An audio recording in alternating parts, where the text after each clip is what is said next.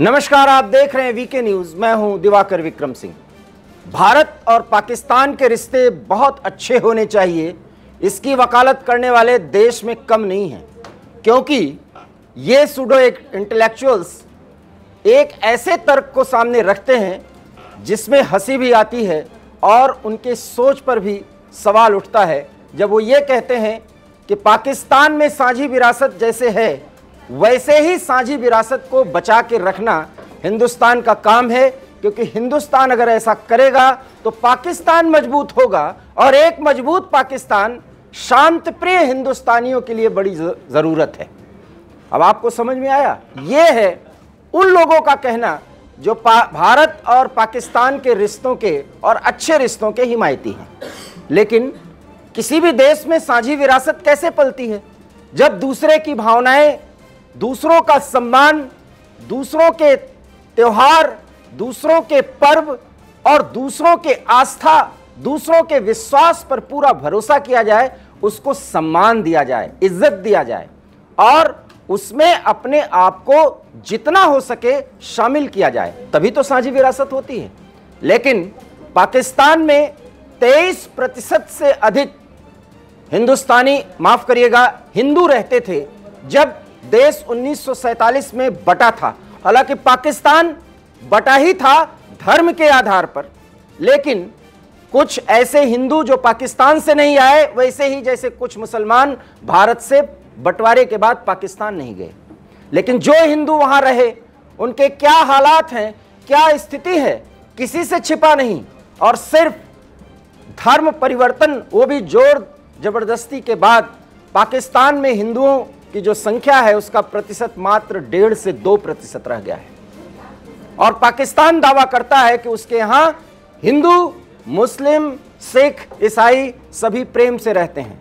खैर, पाकिस्तान के किसी भी बात का भरोसा किया भी जाए तो क्यों किया जाए, क्योंकि अपने जन्म के बाद से ही भारत को बर्बाद करने की कसम खाने वाले पाकिस्तान से आप और क्या आशा और अपेक्षा रख सकते हैं।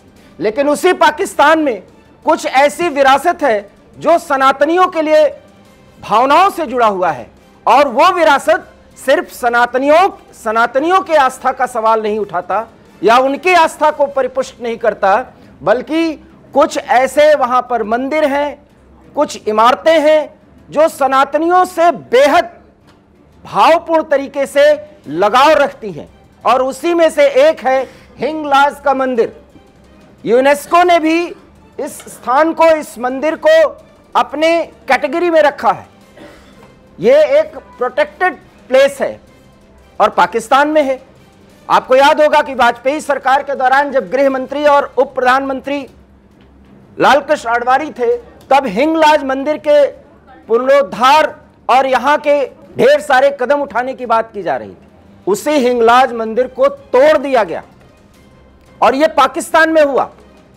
और सनातनियों को पता चल रहा है, क्योंकि एक सनातनी होने के साथ साथ, अगर एक पत्रकार हूं तो एक सनातनी होने के साथ यह खबर हमें कचोटती है। क्या आपको कोई कचोट नहीं होती? एक मंदिर पर सरेआम सिर्फ कोर्ट के एक आदेश का हवाला दे करके उसके चहारदीवारी को गिरा दिया जाता है, मंदिर के मूल स्थान को ध्वस्त किया जाता है, और सिर्फ इतना कि यह मंदिर एनक्रोज्ड प्लेस पर बना था। इस मंदिर का इतिहास कोई 1-2 साल पुराना नहीं है। आजादी के पहले से पाकिस्तान में हिंगलाज मंदिर था, और इस हिंगलाज मंदिर का क्या महत्व है हमने आपको बताया। लेकिन पाकिस्तान की सरकार के किसी भी नुमाइंदे और वहां के किसी भी अथॉरिटी के पास इस सवाल का जवाब नहीं, कोई इस पर जवाब दे, और मंदिर को तोड़ दिया गया। बेबसी देखिए उन सनातनियों की, लेकिन हम कहेंगे कि वो बेबस हैं, लेकिन बहादुर सनातनी हैं। जो मंदिर तोड़ा जा रहा था तो वो नारे लगा रहे थे, हिंगलाज माता जय हो। संख्या बहुत कम थी, लेकिन हमें उनके इस जज्बे को नमस्कार करना चाहिए, सलाम करना चाहिए, क्योंकि वो अंत तक डटे रहे और बुलडोजर चलता रहा। आप देख सकते हैं जो कार्रवाई हो रही है अपने स्क्रीन पर, किस तरीके से मंदिर को पूरी तरीके से ध्वस्त कर दिया गया। और यही पाकिस्तान के कट्टरपंथी यहीं से आवाज उठाते हैं। जब सोशल मीडिया पर भी वहां के कुछ कट्टरपंथियों से चर्चा होती है तो कहते हैं कि हिंदुस्तान में तो मुसलमानों की कद्र नहीं, वहां पर मस्जिदों की कद्र नहीं, मस्जिद तोड़े जा रहे हैं। एक भी उदाहरण नहीं है किसी के पास, एक भी उदाहरण। और अगर आप समझ रहे होंगे तो उदाहरण अगर आप दे रहे हैं तो गलत है, क्योंकि अयोध्या में जो कुछ भी था वो ढांचा था, कोई खड़ी हुई मस्जिद तोड़ी नहीं गई।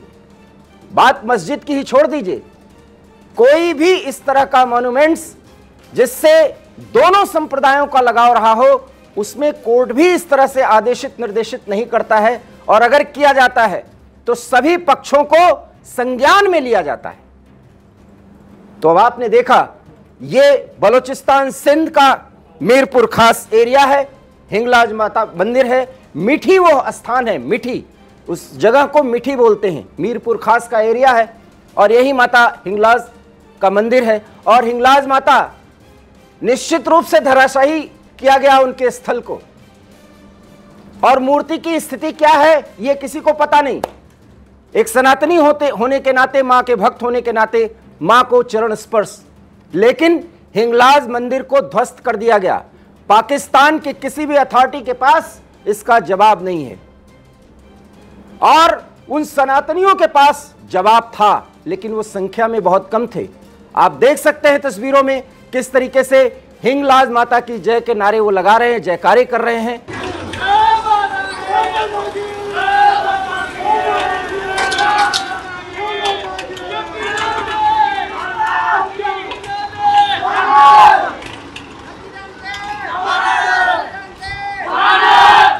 कुछ भी हो, सनातनियों ने अगर ऐसा किया है तो उनको हमें साधुवाद देना चाहिए।